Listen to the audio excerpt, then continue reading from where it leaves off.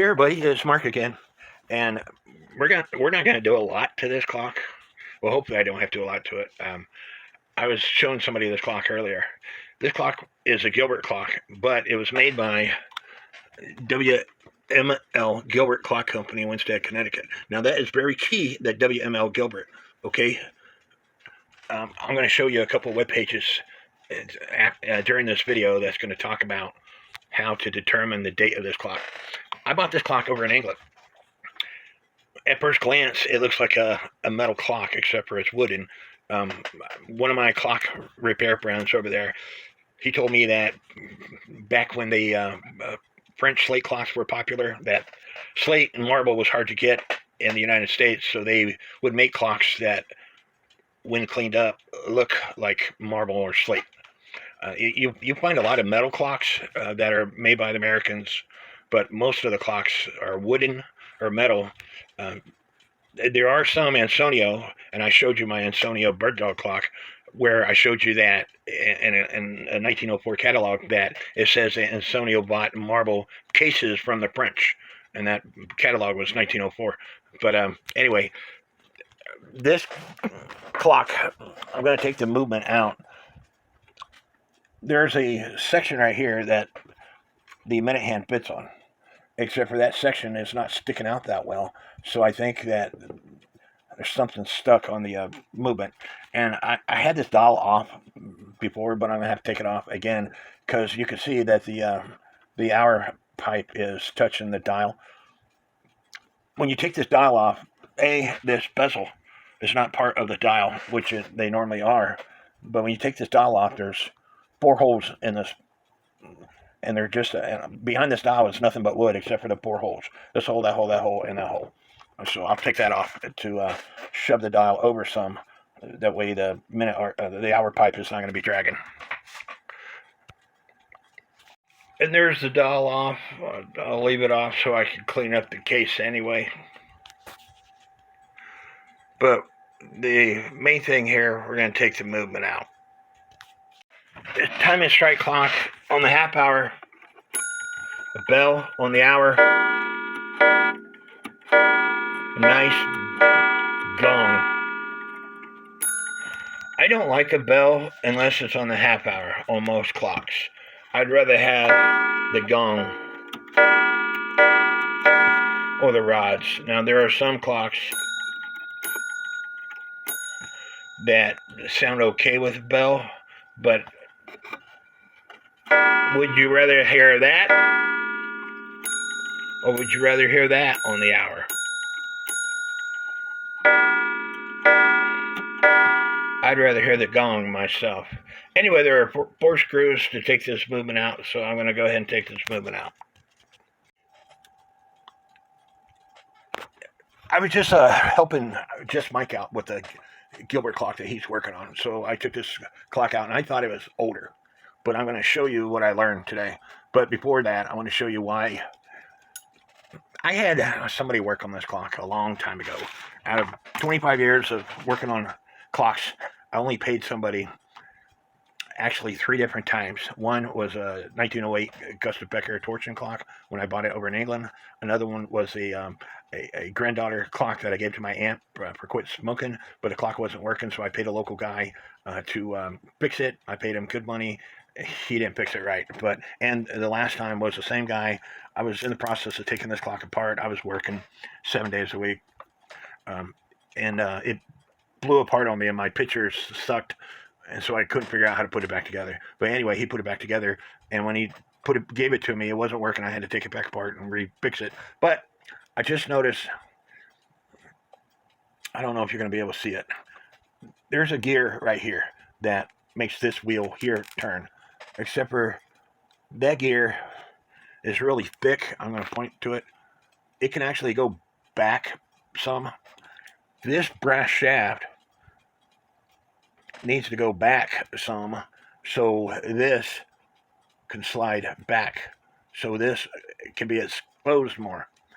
But there's a pin right here that stops. There's a pin right here that stops that shaft from going back. It's a pretty big pin. I'm going to take that pin out to see if I can slide the shaft back some more and give me more space to put the minute hand on. But before I do any of that, I don't think anything's going to happen. I'm going to put zip ties around these springs so the damage, in case the wheel starts spinning when I take that pin out, I don't think it's going to happen.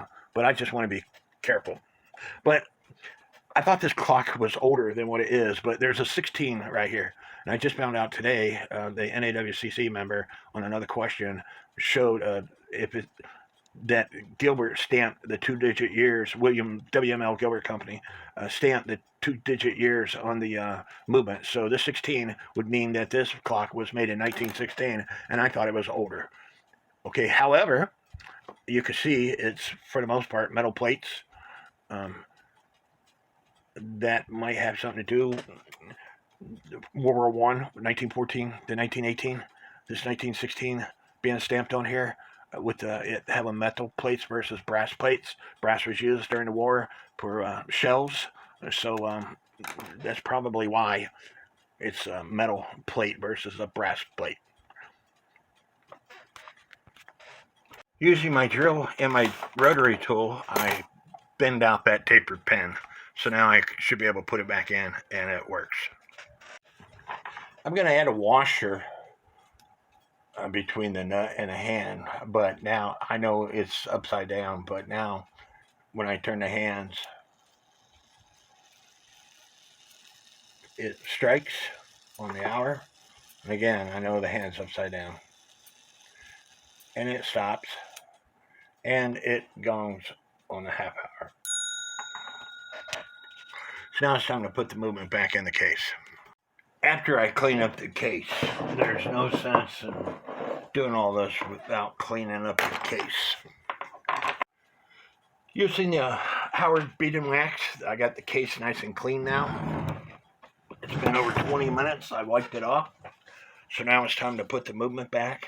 I still have to clean up the glass with this, but time to put the movement back.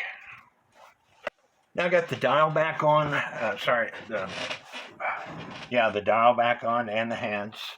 I still have to adjust the time. I don't know what time it shows.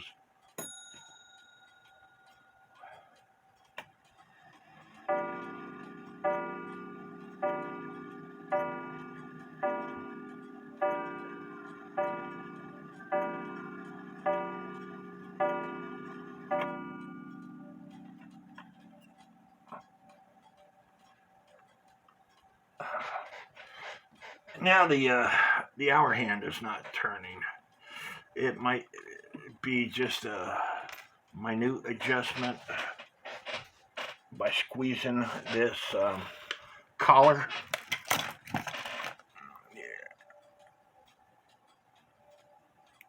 And putting it back on and see if it works.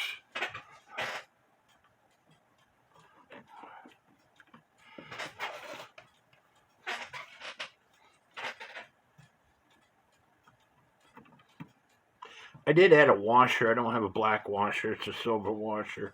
They don't bother me as long as, and that's all the person that really matters is me.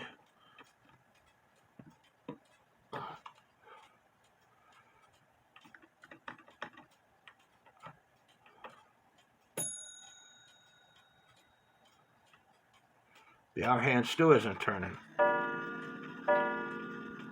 So I have to take this movement back out to figure out why the hour hand isn't turning. Fun, fun, fun. Sounds great though. The hour hand not rotating has got to do with that tapered pin that I took out. And maybe you could see it if I can show it to you. There's a compression washer right here that puts pressure on that wheel right here, which has got to do with the hour hand rotating.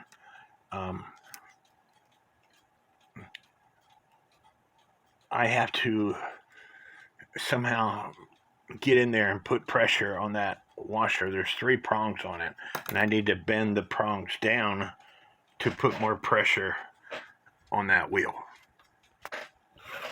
So this is a good time to put these legs on the movement, and let me discuss these legs. You see how much of a cutout this has? When I put this leg on this movement, it's going to stay on this movement. See, I can tighten it up and it'll stay. You see these legs? The cutout isn't that far compared to these cutout. You can see almost this entire bolt. And in this, you can't see the entire bolt. These legs work really well.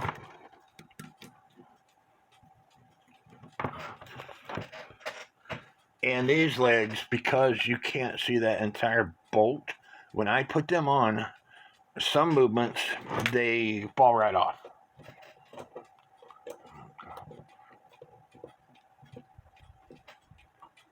This movement, it works fine on. But most movements that I deal with, they fall right off. So now I can got the legs on, I can do what I need to do without damaging all the levers and stuff. I have the clock ticking away, and I have the hour hand on because I want to see whether or not the hour hand is going to move.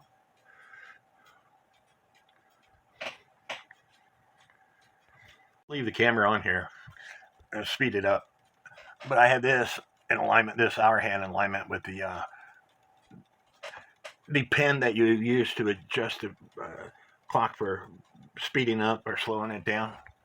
And you will see that it does move. Like I said, I'm just going to leave it here to allow you to see it.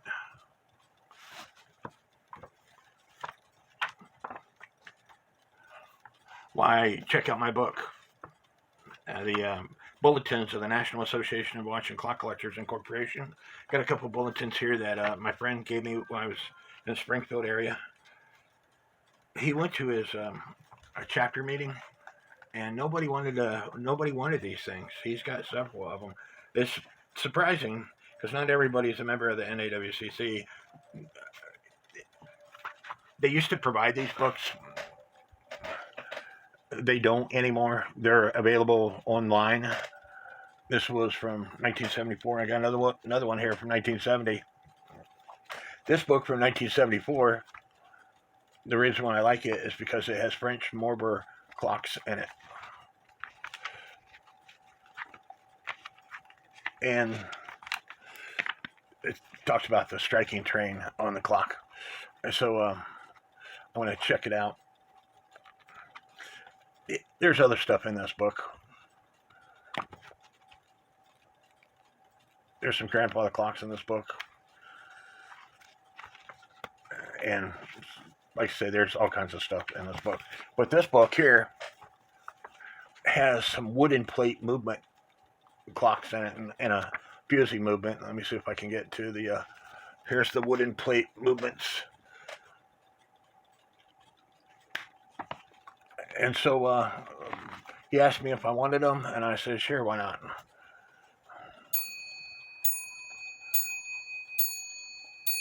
These are all easy movements to work on. And the reason I say they're easy, because the burge and crutch assembly on the escapement wheel is on the outside of the clock, where with mine, which is a Groner clock, it's on the inside of the clock, and that is hard to adjust. In the short time frame that I've been running my mouth, the hour hand has moved, and so I forgot with this clock, you can turn the minute hand all day long, and the minute hand rotation doesn't make the hour hand move. I don't know why. It might have something to do with the pressure on that pin, but I've got a lot of pressure on that wheel right now, and it's moving. The hour hand's moving, but it doesn't move with the minute hand. And again, I don't know why. I don't care. It doesn't bother me. I'm going to put the clock back together. As you can see, the hour hand is off that adjustment dial. So with the clock back together,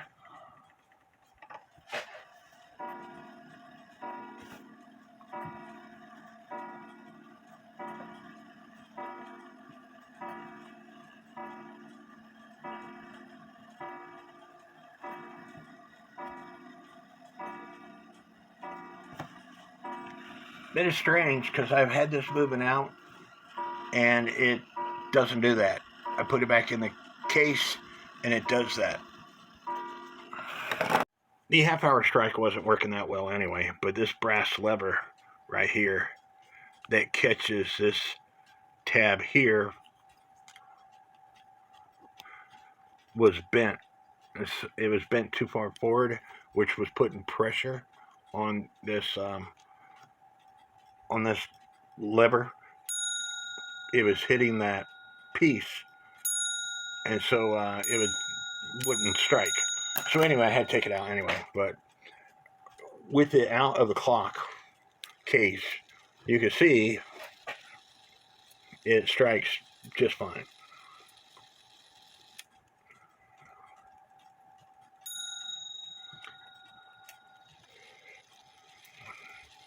Two, 3, 4, 5, 6, 7.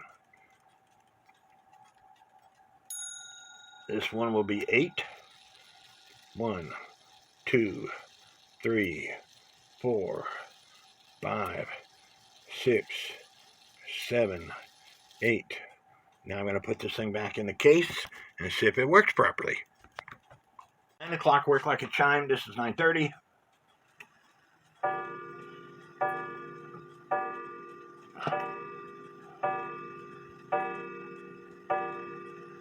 Now what's going on?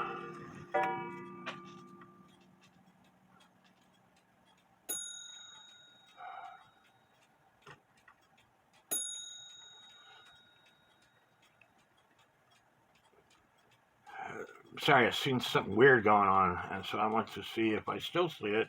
It should have been 9:30. I guess I had the hands wrong.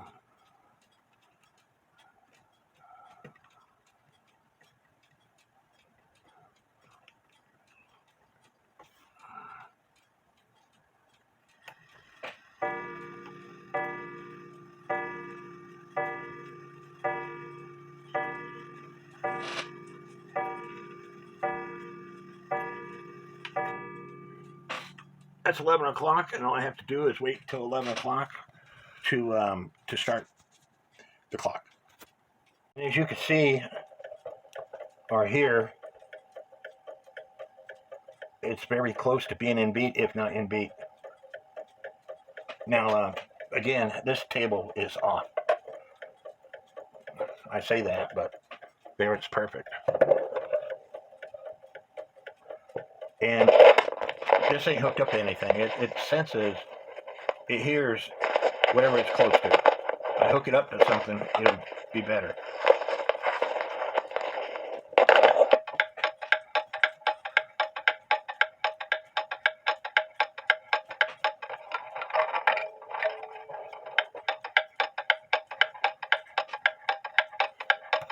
And I treat my clocks just like I do cuckoo clocks, where I open up the foot so I can watch that foot.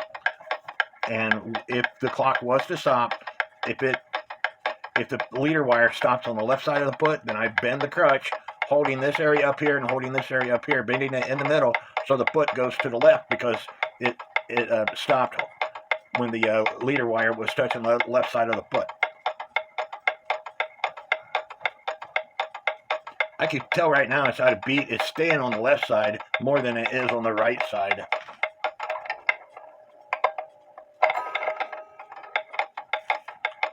Now it needs to be bent to the right.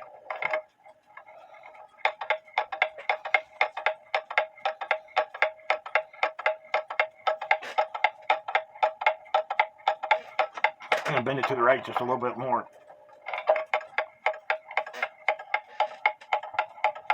I bend it way too much.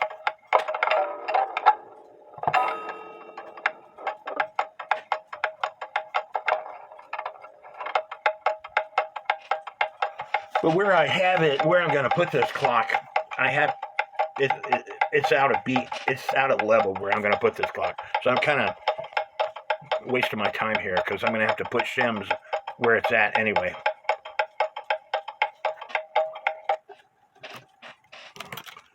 And I even shined up the back door. And the back door takes a special cloth. And so I used some Aliens glue and glued it back. So, mark, the beveled edge goes down. But anyway, I hope y'all like this.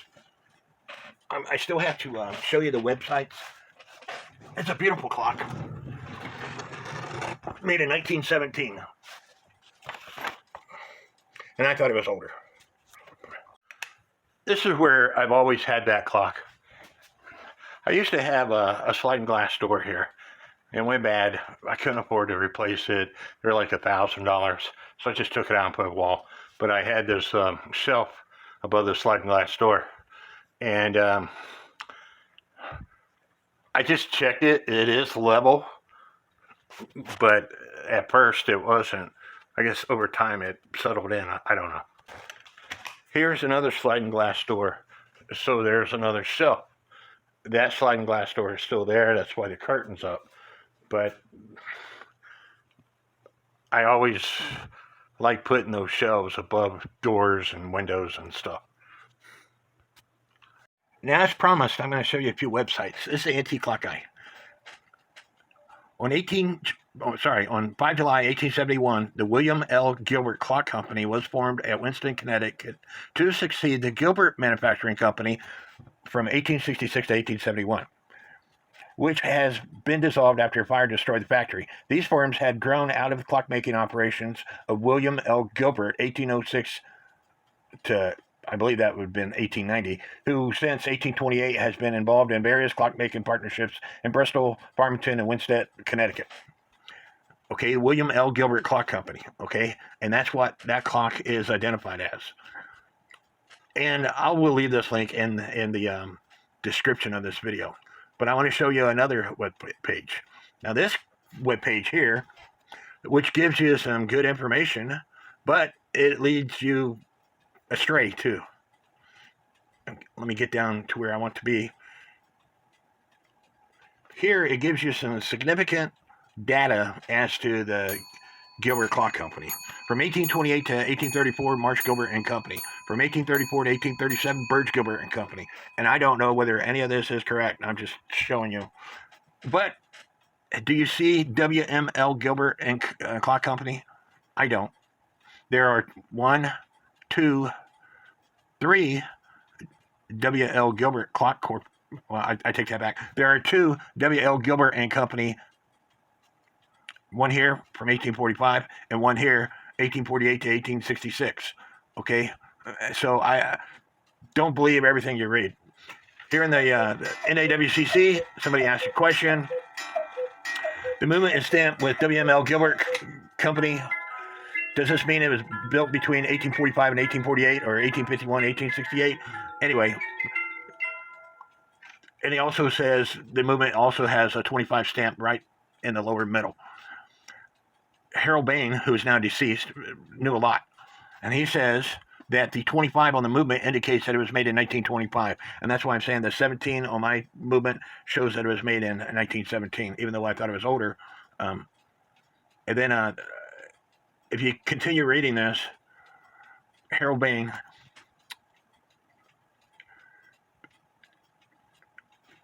then it was the Gilbert Manufacturing Company from 1866 to 1871. Then it became the William L. Gilbert Clock Company in 1871.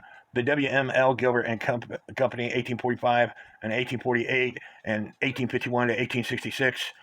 And then it was the Gilbert Manufacturing Company. Then it became the William L. Gilbert Clock Company. So there's a lot of information out there that could be help to identify when your clock was made.